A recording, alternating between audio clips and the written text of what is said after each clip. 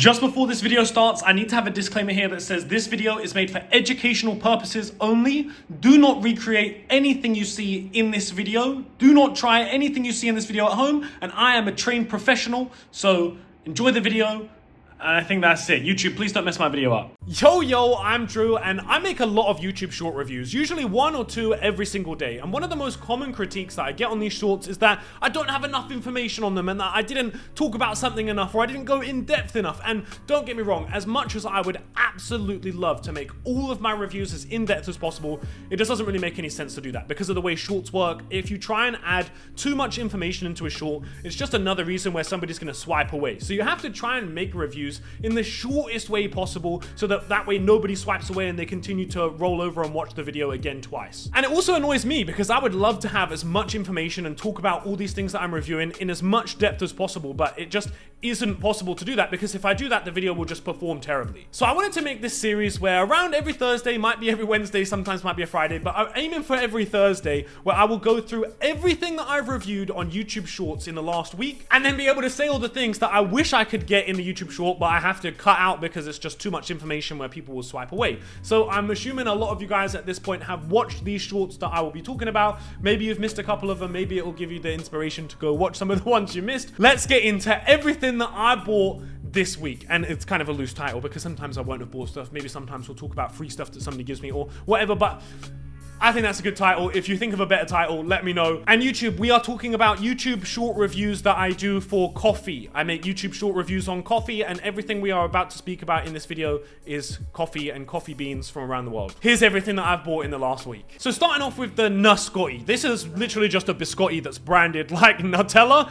The branding is really, really cool. Cannot deny that the branding is super nice. How is the flour? Bro, the flour, absolutely phenomenal. It burned absolutely crazy, almost to its own demise. It's one of those ones that burns so nice and so clean that if you grind it slightly too much, it almost doesn't glaze as good. Like you kind of lose a bit of flavor if you grind it too much. So it's one of those ones where you only have to give it like a couple 1-2 and then it is absolutely perfect. I ended up giving the looks on this one a 6.5 because it was kind of squished from transport, like being vac sealed, and you just couldn't really tell how it looked. Like it looked good, but not good enough that I could say it's like that good, which is why I ended up giving it a 6.5. But the looks didn't affect anything else from it, didn't affect how everything else was, so looks didn't really play a factor into the overall rating. Now, one of the next things I ended up getting was the 3.5 that came with a toy that I then blasted and it sent confetti everywhere. I was not expecting it to have that much confetti in it. I was expecting it to literally have like 5 pieces of confetti that was gonna come out. I didn't realize I was gonna get my whole desk messy, my whole wall messy. That was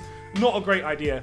Opened it up and it was just a lemon cherry. The owner of the shop seemed to think that it was like some sort of OG, but definitely wasn't some sort of OG, unless it was an OG crossed with lemon cherry. I mean, it's just one of those ones where, bro, when you have a gimmick like this and you have to have like a toy included in the box and all that, like realistically, is it gonna be that good if you have to include a toy in the box? I mean, maybe sometimes it will be. There will be a small percentage of times where absolutely it will be and people just want to market their stuff. But other times people just want to market their mids. They just want to get rid of the stuff, and most of the time that mids is gonna be lemon cherry gelato. I didn't even end up reviewing it in this video because I just smelled it. I'm like, well, it's lemon cherry gelato in a pack sold for stupid expensive. Next up was the sour diesel grown in Thailand. Absolutely amazing. And it was kind of interesting because the nostalgia from it was a bit better than it kind of could have been, because when I was given it was kind of fresh. And back in the day when I used to get sour diesel, it was also kind of fresh. I never really had it when it was a bit old. So it was like exactly how my brain remembered it from back in the day. Ratings, I gave it pretty good, but like I just said, it was a little bit early. So that's kind of where the scores came down. It was a really good example of sour diesel, just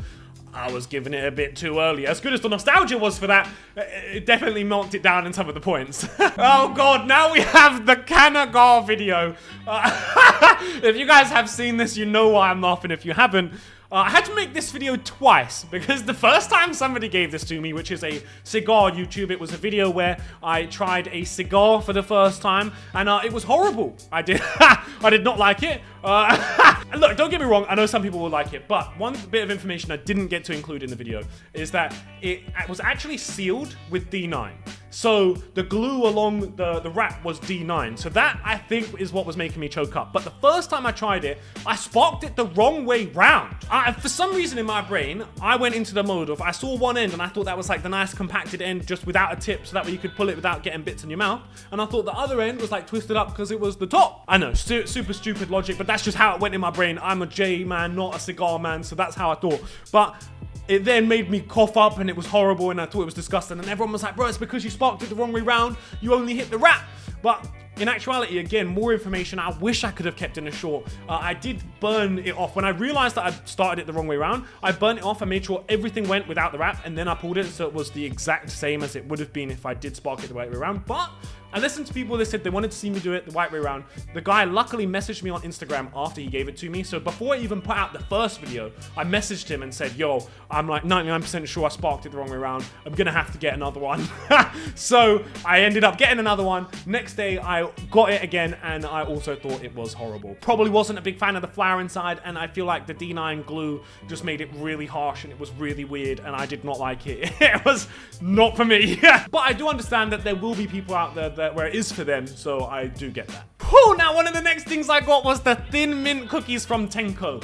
Tenko themselves have been hyping this up to me for a while, to the point where I was getting a bit annoyed that I hadn't been able to find it anywhere yet. Then I managed to find it, and I can't even lie yet, I smelled it originally when I went into the shop, and I was like, huh? Smells like cookies, don't get me wrong, like 100%. I was like, wow, this smells like cookies, and I haven't smelled this for a long time.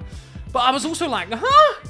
Stack's been hyping this up to me, man, and like it didn't have that like smell, right? But I will say the flavor absolutely incredible. This was reflected in the scores as well, where I gave the smell a 7.7, but again, the smell didn't really end up hindering the end result, so the smell didn't bring the overall rating down that much as you'd probably expect, because again, although I would love for something to be super smelly, as long as the flavor comes out proper, then sometimes it doesn't matter as much if the smell doesn't come out, if you get what I mean. So then we have the brick that somebody gave me. I was actually at an event, somebody came up to me and they said, Drew, you're gonna love this, and I was like, yeah. It was like, it's brick. And I was like, are you sure? And he's like, yeah, bro, because it's our locally grown stuff. It's then bricked up for local, and it's just how some local people prefer to have it, which again confuses me, because surely if it is good and it is very nice and it is exactly how you say it, why would anyone prefer it bricked? I guess there are some crazy people out there that are like that. I'm personally not like that. And weirdly enough, it smelled horrible. It smelled like what you would expect brick to smell like. It was really bad. But then in the end, it didn't taste anywhere near as bad as the smell. But then a lot of people misconstrued me saying, it doesn't taste as bad as the smell, to it tastes good. Like, it tasted okay, don't get me wrong, especially when compared to the smell. But it didn't, I wouldn't necessarily say good. It burnt really clean. It had an oil ring for sure. And then there were a couple comments from people saying, but Drew, you said it tasted good and it burnt clean and had an oil ring, so why'd you only rate it low? What did I rate it? I gave it an overall rating of a 4. Well, like, bro, the taste, I gave the taste a 6. Like I said, the taste, it was better than it smelled, but it was, whoa, let's not go too far here, right? So the taste was a 6. Obviously the burn was like a 9.5. But like the burn kind of means nothing when the looks are a 0, the smells are 1.5, the taste is a 6, and then the blaze is a 5. You know what I mean? Like, yeah, the overall rating was a 4. It was really good for brick. You know, I'm not gonna rate it higher just because it's brick. Like, no, my rating is like 1 scale. I like to keep it simple. Everything's rated on that scale. You're not gonna get rated higher as an overall rating because it's cheaper or because it's brick or any of that. Like, no, I rate everything as if it's free. You know what I mean? Like, the price doesn't come into the factor of the overall rating at the end, because I just think that's silly. Everyone has a different concept of value for money, so it wouldn't make any sense to try and rate that, because it just doesn't translate. It's the same reason why I don't talk about effects in the shorts, because it's just completely subjective. We've spoken about this many times, but the flavor and terpenes is what's going to change the type of effects you get. So if I explain what type of terpenes are there and the flavor, you should be able to figure out what type of effects you get. But if I start talking about just effects, then it doesn't really matter. Next up, we had some Blue Zushi Rolling Loud edition. Now, I will say, bro, has anyone noticed the kind of drop off in quality from Blue Zushi in the last couple months? I'd say until recently, this Rolling Loud batch, almost every Blue Zushi batch I've had for like the last 5 months has been super inconsistent. Like, I'm talking, some of them have been okay, but then you'll have like a Q, and now that Q, like 1 or 2 G will just burn completely black. and like the rest will be fine and taste fine and be amazing, and then there's just this couple J's in it will just not be good, and I don't know what is happening. And then even the ones that are good it wasn't at that same quality. But this Rolling Loud batch, it has that zest that I feel like Blue Zushi's been missing, that made me fall in love with that flavor.